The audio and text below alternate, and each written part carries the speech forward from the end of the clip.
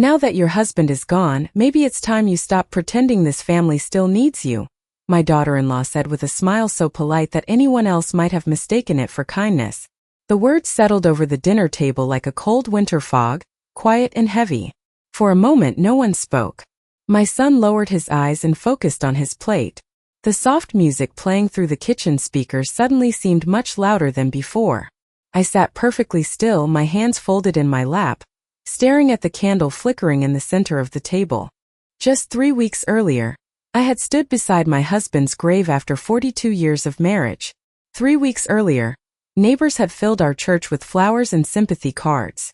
3 weeks earlier, everyone had promised they would be there for me. Yet somehow, in less than a month, I had become an unwanted guest in the very family I helped build. My name is Eleanor Whitmore. I am 70 years old, and until that evening I believed loyalty still meant something. The dining room looked exactly as it always had. The oak table my husband built with his own hands. The framed family photographs lining the walls. The china cabinet filled with keepsakes collected over decades. Everything appeared familiar, but something fundamental had changed. The warmth was gone. Across from me sat my son Daniel, the same boy who once begged me to stay beside his bed whenever thunderstorms rolled through town.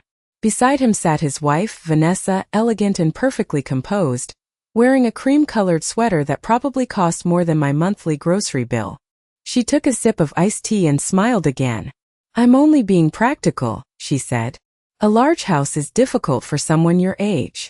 Someone your age. The phrase stung more than I wanted to admit. I glanced toward the hallway where a family portrait hung near the staircase. My husband and I stood in the center, Daniel between us, all three of us smiling beneath a bright summer sky. Looking at that picture now felt like looking at strangers. "Mom," Daniel finally said, clearing his throat, "Vanessa just thinks you deserve an easier life." Easier. Funny how people always use gentle words when they're preparing to take something away from you. I nodded slowly and forced a small smile. "Of course," I replied. My voice sounded calm even to me. Vanessa relaxed immediately, as though she had expected an argument. That was her first mistake. People often confuse silence with weakness. They mistake patience for surrender. They assume that because an older woman chooses dignity over conflict, she has no strength left. The truth is that age teaches you things youth rarely understands. It teaches you how to wait. It teaches you how to observe. And most importantly, it teaches you that not every battle is won in the moment it begins. I finished my dinner quietly while the two of them discussed plans for the future, as if I were already disappearing from the room. But as I listened, I noticed details that did not fit together, small cracks beneath their carefully rehearsed story. And before that night ended, I realized something important. They thought they were deciding my future. What they did not know was that my husband had left behind a secret that was about to change everything. That night, after Daniel and Vanessa left, the house felt larger than ever. The silence settled into every corner, filling spaces that used to belong to conversation, laughter, and the ordinary sounds of a shared life. I stood alone in the kitchen for several minutes, staring at the half-empty glasses still resting on the table. 42 years. That was how long Richard and I had built this life together. 42 years of early mornings, mortgage payments, family vacations, scraped knees, school graduations, and quiet evenings on the back porch. Yet somehow, according to Vanessa, I had become a problem that needed solving. I carried the dishes to the sink and washed them slowly. The familiar routine calmed me. Richard always used to tease me about that. He said I thought better with warm water running over my hands. Maybe he was right. Because the more I replayed the evening in my mind, the more certain details began to bother me. Vanessa had spoken with too much confidence. Daniel had sounded rehearsed. Neither of them seemed nervous about suggesting that I leave the home where I had lived for more than 3 decades. It was as though they already expected the outcome. As though conversations had happened without me. I dried the last plate and walked through the living room. Moonlight spilled through the large front windows and stretched across the hardwood floor. My eyes drifted toward Richard's favorite armchair. It remained exactly where he had left it. His reading glasses still rested on the side table beside an unfinished mystery novel. For a moment, the grief returned with full force. Not dramatic. Not loud. Just heavy. like carrying a suitcase that never became lighter no matter how long you held it. I sat in the chair across from his and remembered the final months before his passing. He had become quieter then, thoughtful. Sometimes I would find him sitting alone on the porch watching the sunset. When I asked what he was thinking about, he always smiled and said he was taking inventory. At the time, I assumed he meant retirement plans or family memories. Now I wondered if there had been more behind those words. A memory surfaced unexpectedly. About 6 months earlier, Richard had asked me whether I knew where certain financial records were stored. The question had seemed innocent. Daniel had been visiting less often by then, but he suddenly showed unusual interest in documents, insurance information, and property paperwork. Richard answered most of those questions himself, but afterward I remembered him looking troubled. Not angry, concerned. The next morning I woke before sunrise. Sleep had come only in short fragments. I brewed coffee and carried a mug onto the back porch. The air was cool, and a light breeze moved through the maple trees lining the yard. Everything looked peaceful. Yet beneath that calm surface I could feel something shifting. For the first time since Richard's funeral, I stopped thinking only about what I had lost. Instead, I began thinking about what I might not know. And deep down, I had the unmistakable feeling that Richard had seen this storm coming long before I did. Later that afternoon, I drove into town for the first time in days. The grocery store, the pharmacy, the little coffee shop on Main Street all looked exactly the same. Yet I felt as though I was seeing everything through different eyes. Grief has a strange way of doing that. It changes the color of ordinary moments. I stopped at a small cafe Richard and I used to visit every Saturday morning. The owner, Martha, greeted me warmly and offered condolences once again. Everyone in town had loved Richard. He was the kind of man who remembered birthdays, fixed broken fences for neighbors, and never passed someone in need without stopping to help. I ordered coffee and sat near the window. As I stirred cream into the cup, my phone buzzed. It was Daniel. For a brief moment, hope flickered inside me. Perhaps he had thought about our conversation. Perhaps he wanted to apologize. Instead, the message was short. Vanessa found a few senior communities that look wonderful. We can visit them this weekend. I stared at the screen for several seconds. No question. No discussion. Just an assumption that the decision had already been made. I placed the phone face down on the table and looked out at the street. Across from the cafe stood the law office where Richard had handled several estate matters over the years. A memory surfaced immediately. About a year ago, he had insisted on updating several documents. At the time, I had teased him for being overly organized. He laughed and said that preparation was never a bad thing. Suddenly, I found myself wondering exactly what had been updated. The thought remained with me all afternoon. When I returned home, I walked through the quiet rooms again. The house no longer felt like a place I was losing. It felt like a puzzle I had not finished solving. In Richard's study, sunlight streamed through the window and illuminated rows of neatly organized shelves. Everything appeared untouched. His desk remained exactly as he had left it. I sat down carefully in his chair and opened the top drawer. Inside were pens, notebooks, old receipts, and several folders arranged with his usual precision. Nothing unusual. Yet as I continued searching, I noticed a small key taped beneath the drawer. Richard was not a man who did anything without a reason. My pulse quickened slightly. I removed the key and examined it. It was small, silver, and completely unfamiliar. For several minutes I tried to remember where it might belong.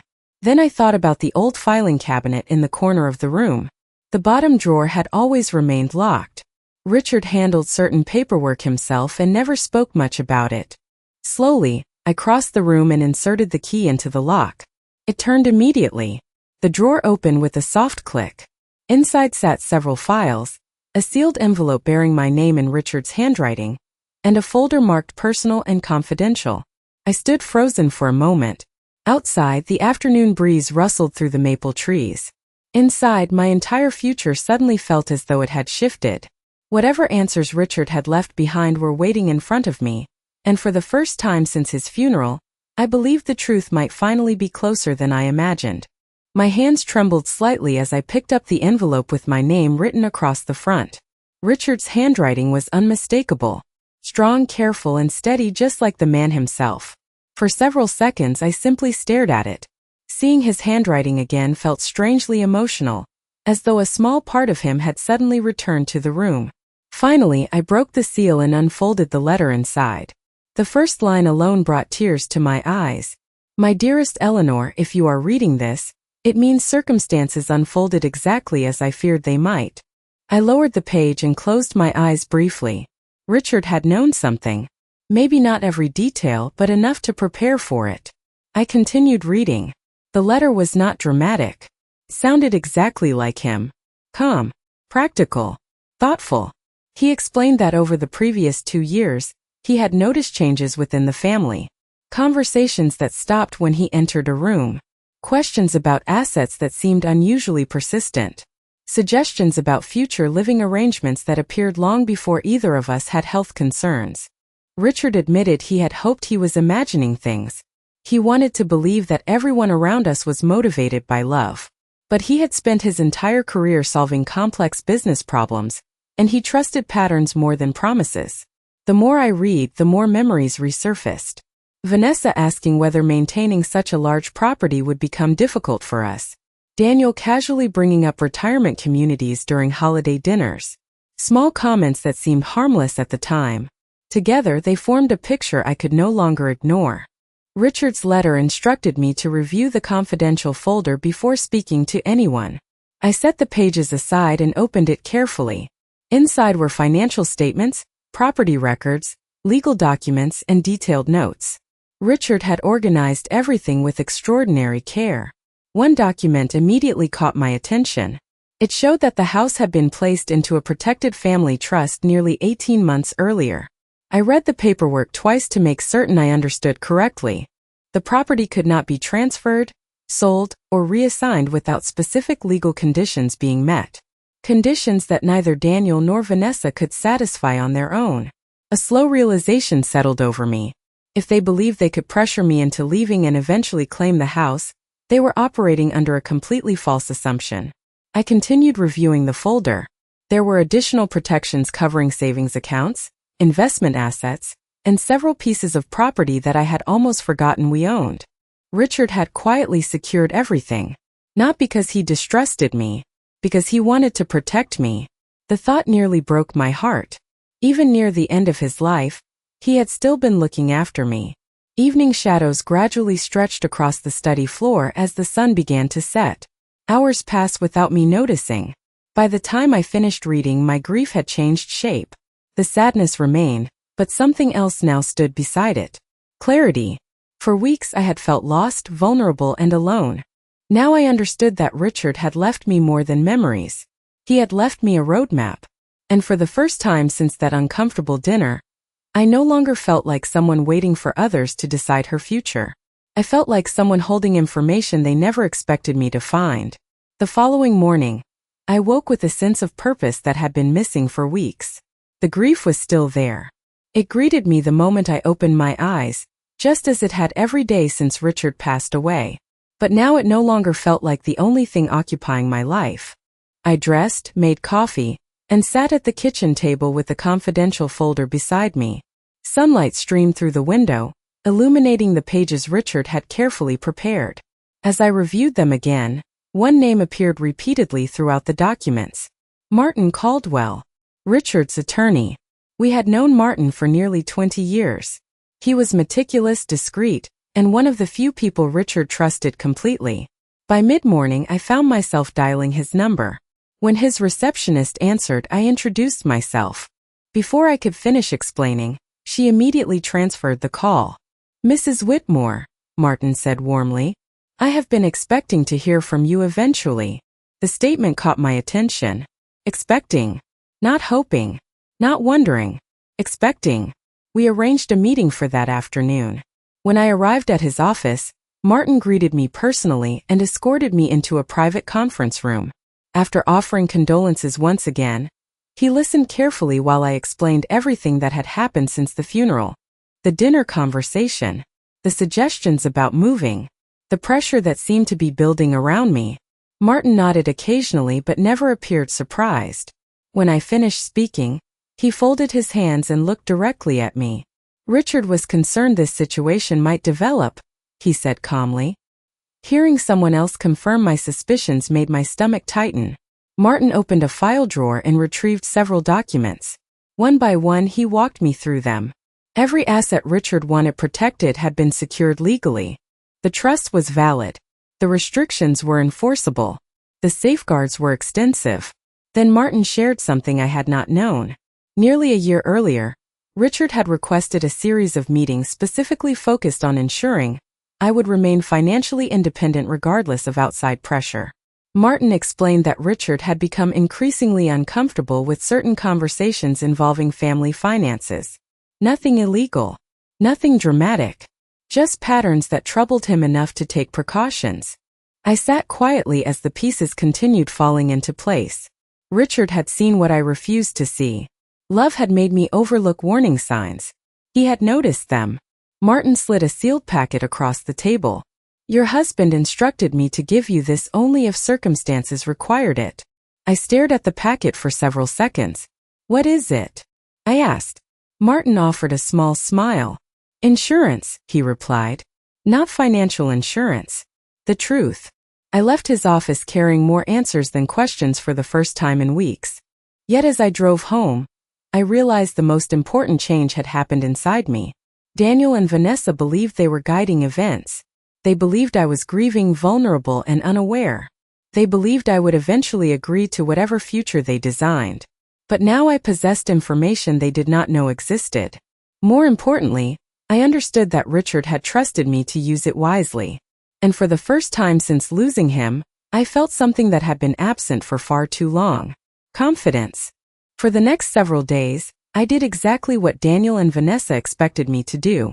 I remained quiet. I answered their calls politely.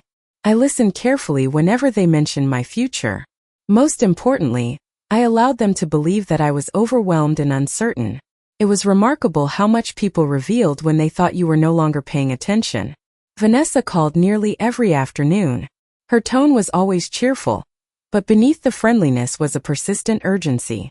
She wanted me to tour retirement communities. She wanted me to meet real estate agents. She wanted me to consider downsizing. Every suggestion arrived wrapped in concern, yet every conversation seemed to lead back to the same destination. Leaving my home. One evening Daniel stopped by alone. He carried a box of pastries from a local bakery and tried to recreate the easy conversations we used to have years ago.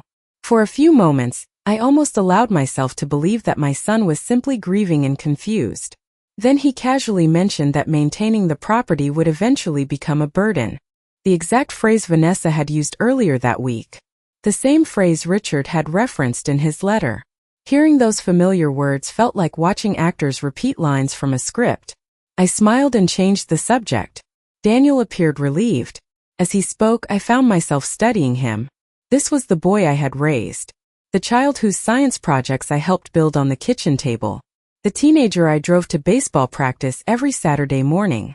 Somewhere along the way, distance had quietly replaced closeness. Not all at once, just little by little. Looking back, I could now see how often Vanessa positioned herself between us. How frequently family decisions began happening without my knowledge. How many traditions gradually disappeared. The realization hurt more than I wanted to admit. A few days later, I opened the sealed packet Martin had given me. Inside were copies of emails, meeting notes, and records Richard had preserved. Nothing scandalous. Nothing dramatic. But together they painted a very clear picture. Several months before his passing, Richard had documented repeated discussions initiated by Vanessa regarding inheritance planning, property transfers, and future ownership structures. In one note, Richard described feeling uncomfortable with the frequency of those conversations. In another, he mentioned concerns that financial matters were becoming more important than family relationships. I sat in silence for a long time after reading those pages. The evidence did not make me angry. It made me sad. Richard had carried these concerns alone because he wanted to protect both me and Daniel from conflict. Yet even while facing his own health challenges, he had taken steps to safeguard our future. As evening settled outside, my phone buzzed again. A text from Vanessa appeared on the screen. She had already scheduled appointments to view 2 retirement communities that weekend. No request. No discussion. just arrangements made on my behalf. I stared at the message and felt something shift permanently inside me. For weeks I had been reacting to events, watching, learning, gathering pieces of the truth. But now the time was approaching for something different. Daniel and Vanessa believed they were moving me toward a decision. What they did not realize was that I had already made one of my own. Saturday arrived with clear skies and unusually warm weather. Right on schedule, Daniel and Vanessa pulled into my driveway. Vanessa stepped out first, energetic and optimistic, carrying a folder filled with brochures. Daniel followed behind her, offering the same careful smile he had worn for weeks. I greeted them warmly and invited them inside. If either of them noticed how calm I seemed, they did not mention it.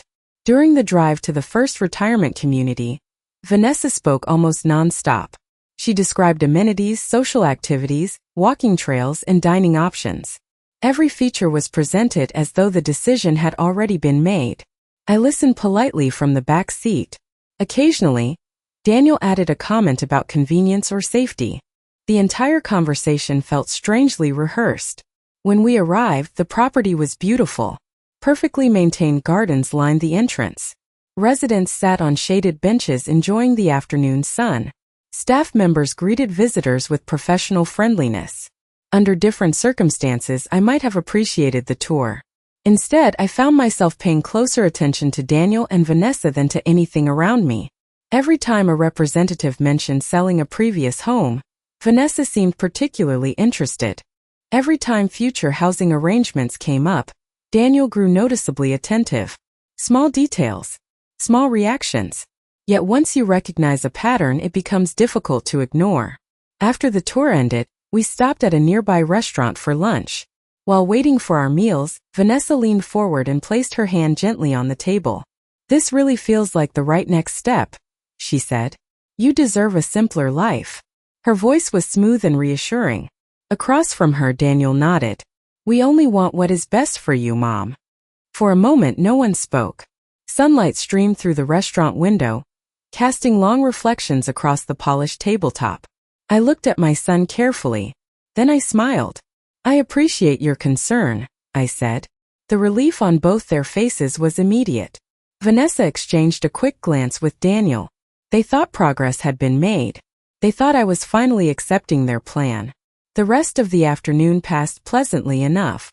We visited a second property. More brochures. More discussions about convenience and comfort. By the time they dropped me off at home, they seemed almost cheerful. As Daniel walked me to the front door, he paused. "I am glad you are keeping an open mind," he said quietly. I studied his face for a moment. There was no cruelty there. No obvious malice. Only certainty. Certainty built upon assumptions he believed were true. "So am I," I replied. After they left, I carried the brochures into the kitchen and set them beside the confidential folder Richard had left behind. The contrast made me smile. On one side sat the future Daniel and Vanessa imagined for me. On the other sat the truth they still knew nothing about. That evening my phone rang. It was Martin. His voice sounded calm as always. "Mrs. Whitmore," he said. "Everything is ready whenever you decide the time has come." I looked out the window toward the porch where Richard and I had spent countless evenings together. Then I glanced at the folder resting on the table. The time, I realized, was coming much sooner than anyone expected. 3 days later, I invited Daniel and Vanessa to dinner. The message was simple and friendly. Nothing about it hinted at what was coming. Vanessa responded within minutes. Daniel called later that evening to confirm. Both sounded pleased, almost relieved. I suspected they believed their efforts were finally paying off. The afternoon of the dinner, I prepared the dining room carefully. The same oak table stood in the center of the room. The same framed photographs lined the walls. Everything looked familiar, yet I felt completely different from the woman who had sat there a few weeks earlier feeling powerless and confused. When Daniel and Vanessa arrived, they carried a bottle of wine and an air of quiet confidence. During dinner, the conversation remained light. We discussed weather, local events, and a few family updates. Vanessa mentioned another retirement community she had recently discovered. Daniel brought up the possibility of simplifying household responsibilities. I listened politely, never challenging a single word. The more comfortable they became, the more openly they spoke. Eventually, Vanessa smiled and set down her fork. "Have you given more thought to your plans?" she asked. "I know these decisions are difficult, but sometimes moving forward is the healthiest choice." The room fell silent. I looked at her calmly. Then I looked at Daniel. For a brief moment, neither of them seemed concerned. They expected hesitation. They expected uncertainty. What they received instead was agreement. "You are absolutely right," I said. Surprise flashed across both their faces. Vanessa leaned forward slightly. Daniel looked relieved. "I have made a decision." The excitement in the room became almost visible. Daniel exchanged a quick glance with his wife. Neither noticed the folder resting quietly beside my chair. "I think that is wonderful, Mom," Daniel said. "What have you decided?" I folded my hands together and smiled. "I have decided that it is time for everyone to understand exactly how Richard arranged our future." The change was immediate. Vanessa's smile froze. Daniel blinked twice. Slowly, I placed the folder on the table. No accusations. No raised voices. No anger. Just facts. I explained the trust. The legal protections. The documents Richard had prepared long before his passing. I watched their expressions shift with every sentence. Confusion became concern. Concern became disbelief. By the time I finished, neither of them spoke. Finally, Daniel cleared his throat. "I do not understand," he said quietly. "The house cannot simply be transferred?" "No," I replied. "It cannot." Vanessa stared at the paperwork as though searching for a different answer hidden somewhere on the page. There was none. For the first time since Richard's funeral, neither of them seemed certain of what would happen next. And as I looked around the table, I realized something important. The conversation was no longer about my future. It was about the assumptions they had built their plans upon. Assumptions that were beginning to collapse one by one. The silence that followed felt different from every other silence we had shared during the previous few weeks.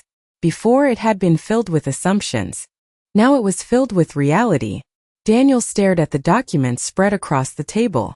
Vanessa remained unusually still, her attention fixed on the pages in front of her. No one rushed to speak. No one knew exactly what to say. Finally, Daniel looked up at me. There was no anger in his expression, only confusion. "Why did Dad never tell me any of this?" he asked quietly. The question lingered in the room. I thought about Richard sitting on the porch in the evenings, watching the sunset while carrying concerns he rarely voiced. I thought about the careful notes he left behind and the measures he had taken to protect our future. "Because he wanted trust to come from love," I answered. "Not from paperwork." Daniel lowered his eyes. For the first time, he seemed to understand the weight of those words. Vanessa attempted a smile, but it quickly faded. "We were only trying to help," she said softly. Perhaps she believed that. Perhaps part of her truly did. But intentions and outcomes are not always the same thing. "I know you may have believed that," I replied. But somewhere along the way, decisions about my life started happening without me. No one argued. No one denied it. The truth had become too obvious. After a long pause, I reached into the folder one final time and removed Richard's letter. Not the confidential notes. Not the legal documents.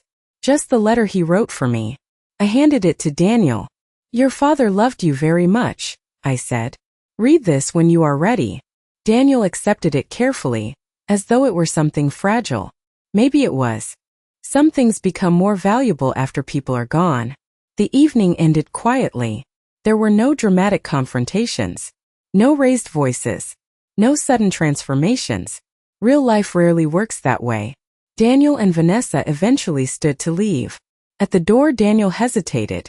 Then he wrapped his arms around me.